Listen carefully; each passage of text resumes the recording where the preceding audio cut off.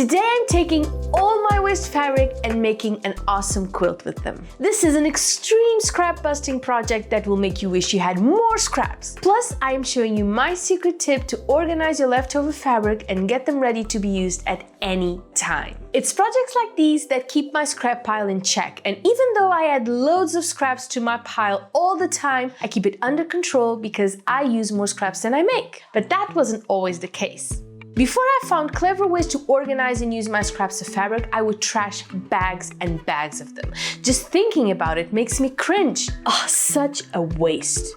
But not anymore. I'm just organizing my scraps by color because I want to create some layer cakes. I love pre-cuts, super practical, time-saving, pretty sets of fabric all cut and ready to go. This way you're organizing your scraps, but you're also creating some really pretty squares that will be available to you whenever you need them.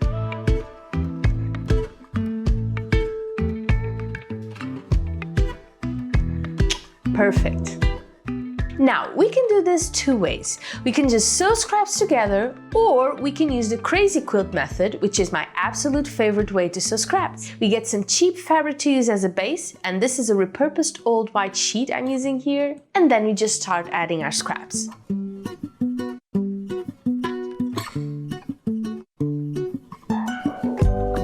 We can start at one corner and work our way to the other corner, or start at the center and just go from there. It's all good. I find that using base fabric is a great guide for me to know when to stop, but also it helps reinforce those thinner, smaller scraps I want to use without having to worry that the fabric will bend. And we want layer cake squares, so 10 by 10 inches. I find that starting with smaller scraps and growing from there is easier, because each scrap you use needs to cover the piece you've already sewn. Or at least you will have to cover them eventually, okay? We don't want any seams showing.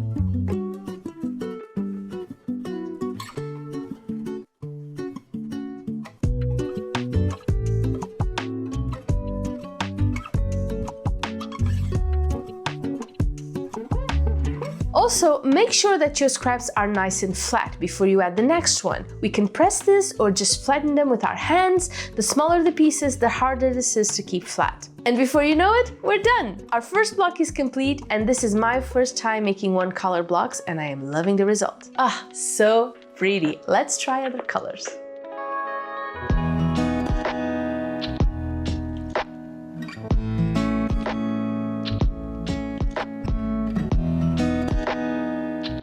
Needless to say, you don't need to make same color layer cake squares. You can mix it up.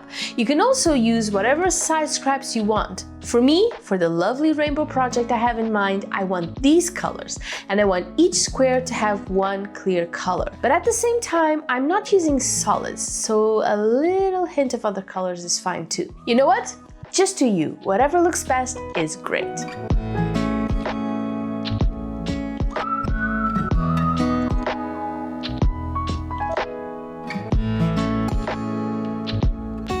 And that's the best part of quilting. You can watch hundreds of tutorials, but at the end of the day, it is your quilt, your creativity, and your uniqueness that needs to shine through.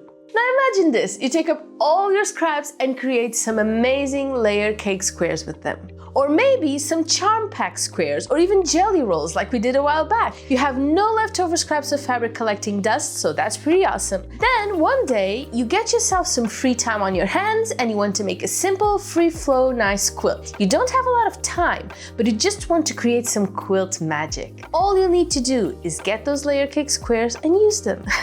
You can do the exact same thing you do to a regular square of fabric. You can cut it however you want, sew it back into an awesome quilt pattern, and be done. Just like that. So yeah, even if you're not thinking of making a quilt right this moment like I'm doing, it's still an awesome way to organize your fabric.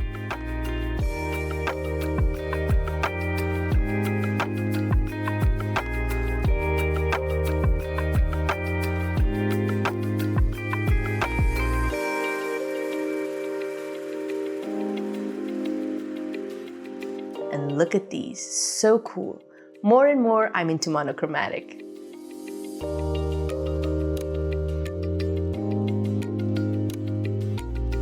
Now, what shall we do with these pretties? The options are endless, really. All I know is I want my fabrics to shine.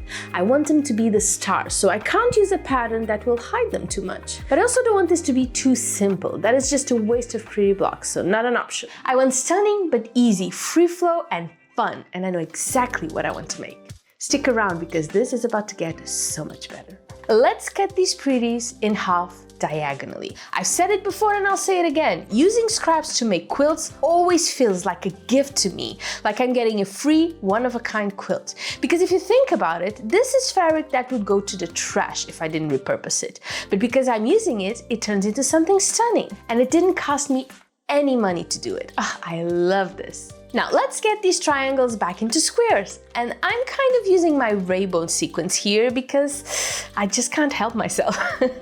And I have to say, these kinds of projects always make me laugh because when I first started quilting, my mom would often say she just didn't get it. What was the point of taking a perfectly good piece of fabric, cutting it all up and sewing it back together? And that's exactly what we're doing here.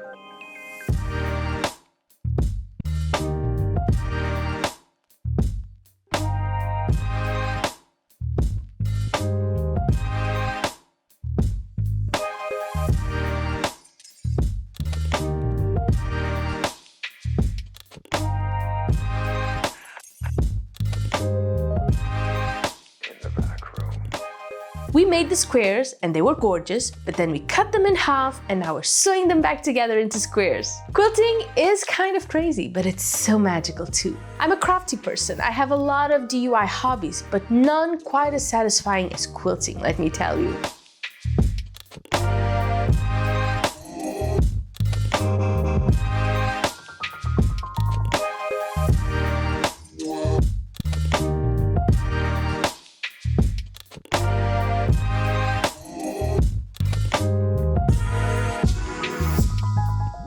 And this is what we get, and we are almost there. Just a little strip in the middle and they turn into something else. Okay, let's trim these real quick and place them where we want them. This is when we can make sure they are exactly where we want them to be, and I want a rainbow wash for my lattice quilt. Shocking, I know, I've only made dozens of these, but what can I say? Nature knows best, and I'm just following along. And how quick and easy has this project been? This is such a simple but awesome pattern. We turned just 9 squares of fabric into so much more, just by adding this one very thin strip to the center of these squares. This is one of those patterns that when you look at it all put together, you can't even begin to imagine how it's made. Do we just cut triangles? Do we sew them together and add a sash all around them?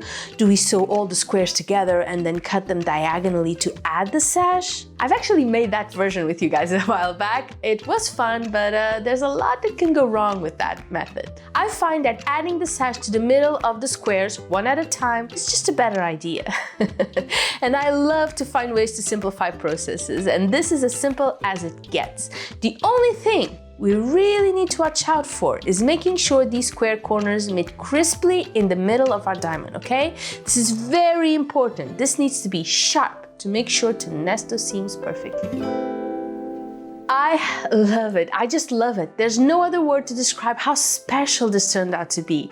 It's so unique and it just works. It looks like I put so much thought into it when in fact, as we've seen, this has been completely free flow from the start.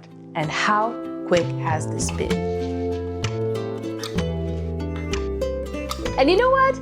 If you had a blast with this one like I did, I have this next video that you are going to love watching. See you soon. Bye bye.